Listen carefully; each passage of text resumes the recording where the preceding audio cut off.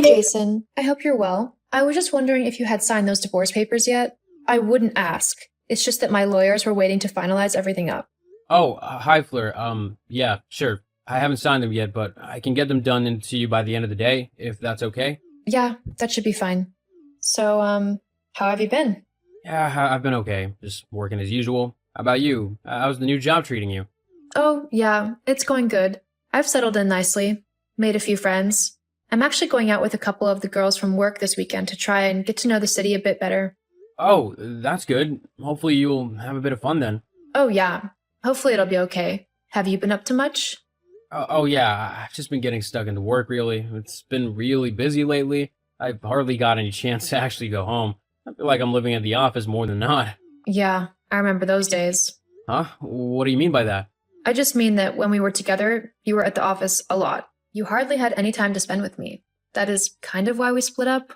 Well, I guess, but I wasn't the only one who caused us to break up. It took two people to split this relationship up. What are you on about? I didn't do anything. Oh, please, you were constantly nagging me and telling me to do everything under the sun that you could think of in the house. You also moaned at me about how much I was working, and I know that it was a lot, but it was the only way to afford the house we were living in and the lifestyle we were living as well. Yeah, well, I guess you're sort of right. But I mean, you were the one who was mainly at work or something. Although, I guess my new job opportunity didn't help things. Yeah, that had you out of the house a lot more once you had decided that you were going to take it. I'm happy for you, but it was the final nail in the coffin for us. Do you really think that was what did it? Well, I don't think it helped any. Well, I guess not. But as long as you're enjoying yourself, that's okay. Some couples just aren't meant to last. Yeah, I guess. Though it probably didn't help that you started seeing that guy at your work. Excuse you? I didn't start seeing anyone whilst we were together. Where on earth has this come from? Since when did you start accusing me of cheating on you? Oh, please, you can drop the act now. I know that you started seeing him near the end of our relationship. It was incredibly obvious. All that time you were spending at the office. Did you really think that you had me fooled? It wasn't a very good lie. I wasn't lying. I was at the office and I was working. I would never cheat on you. Or anyone I was with for that matter. I'm definitely not that kind of person. Then why were you spending so much time with him? Every other word out of your mouth at the time was how you and, what was his name again? George? His name was Joe. Ah, that's right, Joe. All you could talk about was how you and Joe had so much work to do and how you both needed to pull loads of overtime to get your work done on time. If there was ever a more blatant lie or poor cover-up, then that was it. No one spends that much time with someone, even if it's for work, if they don't like the person that they're with. Well, of course I liked him. Joe was my friend. We worked together for quite a few years as we both started at the same time. We helped each other through a lot of difficult times, both in our jobs and in our personal lives. In fact, I knew Joe before I'd even met you. Surely if I had wanted to be with him, I wouldn't have dated and married you, right? Well, not necessarily. He might not have been available at the time when we met, and then when he became single, that's when you decided to start your relationship with him, regardless of if you were already married at the time or not. You really think that I would do something like that? You really think that I am that horrible? That I would just simply abandon you and betray you in such a horrible manner? Well, I guess it's good to know what you really think of me then. Well, you are the one who's trying to take me for everything I have in this divorce. I don't think a nice person would do something like that, do you? Leave the person they've been married to for the last 5 years with absolutely nothing, not even a penny to his name? I am not taking you for everything that you have. I personally don't want that much from you. Just a little bit of money to cover the cost of the house. Considering you're the one who is staying in it despite us buying it together, that's all I'm asking for. A buyout from the house. You do realize that in this market, our house is upwards of $300,000, right? For me to pay you your half, I'm gonna have to sell the place anyway and move somewhere cheaper. I don't have $150,000 just lying around, you know? Effectively, you're kicking me out of my home, so thank you for that. Jason, I'm sorry if that's what happens, but I put money into that place as well. How is it fair for you to keep the house and I get nothing, despite me putting a load of money into it as well? And not just in the initial buying of it, but the bills and the interior decorating of it. Most of those furnishings and things that actually make the house look nice were bought by me. And yet, I'm not asking for those back. The most I want is the money that I am legally owed. It's not cheap moving to an entirely new state, you know. Plus, living in a city is twice as expensive as in a town, like where we are. I need financial aid so that I can actually live in the place where my job is. I don't think that's something that's unreasonable to ask. Well, I think it is, especially when it forces your husband out onto the streets. You won't end up on the streets. Even if you do have to sell the house, which isn't a necessity as you can remortgage it, you will still get $150,000, so you can either buy a new place or rent somewhere. And if you want to look around for a little bit, I know your mom will let you stay with her until you're ready to move somewhere else. So don't try and guilt trip me into not getting what I deserve when I have worked incredibly hard to get it in the first place. Whatever, I don't care anymore. I'll find a new place to live and I won't let you know where it is. I want nothing to do with you after this divorce is over and done for. I'll get the signed papers to you as soon as possible, then we can finally be rid of one another. Sounds good to me. Fine. Now, if you don't mind, I've got to get back to work. We can't all just do nothing all day and call it work, so I can't waste any more time listening to you whine. Oh, please. The one whining about anything right now is you. Keep believing that if you want to, but we both know the truth here. Yeah, I think we do. Bye. Bye.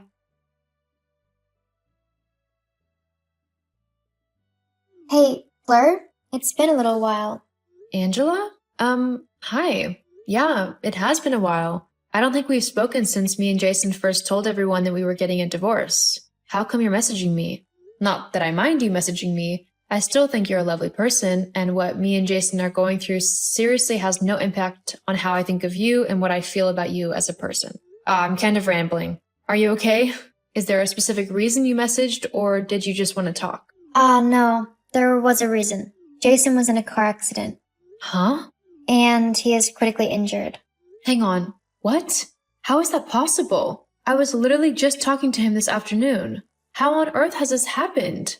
Apparently, he was on his way home from work after staying a little later at the office to finish off some work. He was just driving his normal route home when someone ran a red light whilst he was crossing it and smacked right into the driver's side of his car. It was a really bad wreck. Firemen were called, and they had to cut him out of his car. He was then airlifted to the nearest hospital, where he's been in intensive care all night. He's recently stabilized, or so the doctors say, which is why I thought I'd let you know. I'd have messaged you earlier, but I didn't want to say anything when I didn't know myself what was happening for certain.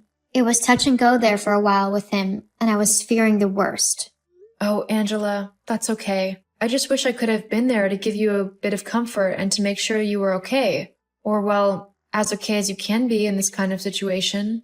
Thanks. So he's stable now? What did the doctors say? How bad are his injuries?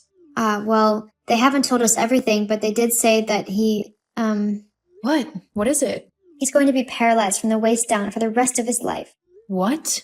Yeah, he got pinned or something in the car and it damaged his spine. He's not going to be able to walk again.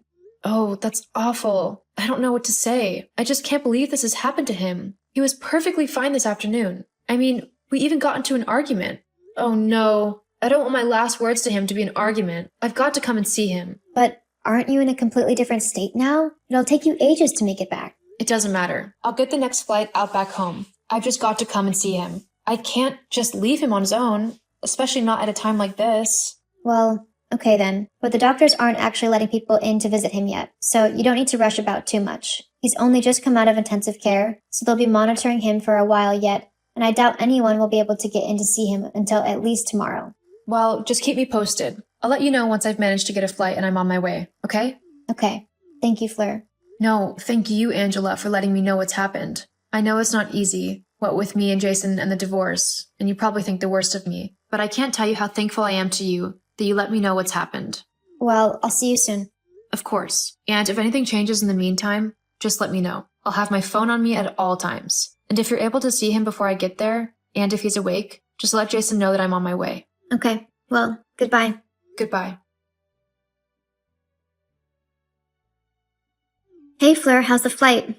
Oh, they've delayed the flight for 2 hours. So I was supposed to fly at 23:30, but now I've got to wait until 1:30. And that's if they don't decide to cancel the stupid thing. I swear, I might just drive to the hospital. It'd probably be quicker than waiting for this stupid flight. Well, it's okay. You'll get here when you get here. We don't want another accident to happen by you rushing too much.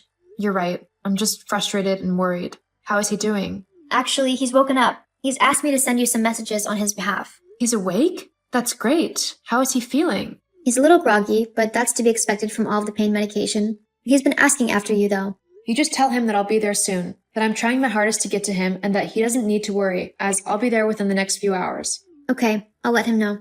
Also, tell him that I'm sorry about the argument earlier today. I didn't want to get into a fight with him, and it all just got a little heated. I'll also apologize in person when I get to the hospital, but I just wanted him to know I was sorry. He says that he's sorry as well. He said some things that were totally out of line and that he doesn't believe in at all. It's okay. We both said things we didn't mean, like how I want him out of my life. I don't want to lose him. I love him. He says that he loves you too. God, tell him that I've missed him these last few months, that I absolutely hate my new job and the city that I'm living in. I just want to be back with him.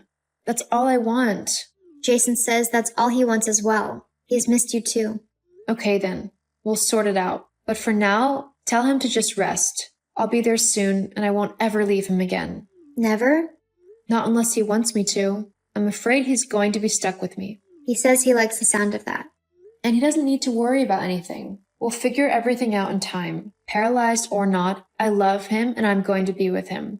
I've already started doing research into how to live with paralysis and all the different physio activities that he can do to maintain a healthy lifestyle. I've also looked into different ways for him to get about, like an electric mobility chair. That way he will still have his independence. It costs a little bit of money, but it's nothing that we can't figure out together.